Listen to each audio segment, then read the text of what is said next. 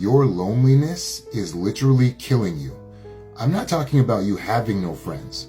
It's your fear of being alone that creates codependency. So you're staying in relationships because you're afraid of being left or being rejected. You're holding people close to you. You're people pleasing. You're masking. You're not showing up as authentic. You're doing the most for everyone because you don't want to be alone. Your loneliness is actually your fear of being alone. It's your perception that your solitude is a bad thing. That's what loneliness is. It's your perception that solitude is a bad thing instead of looking at it as a good thing. So you have to change that perception. You need to actually cure your loneliness so it can stop killing you, because it's causing you to be abused, it's causing you depression, low self-worth, and it's also causing you anxiety because you're constantly worried about what everyone's going to think. So here's how you cure it. There's a tool, VIP. It's an acronym, stands for Victory, Importance, and Personal Power.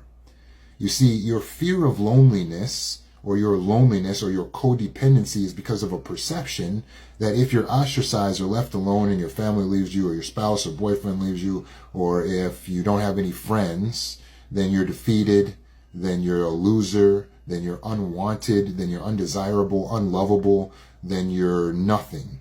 And there's nothing you can do about it. And you're going to be in pain and distress. But all of that is a perception of the mind, because sometimes it's actually good to be alone, right? Like when you need privacy or you need to take a shower. So it's not always bad to be in solitude.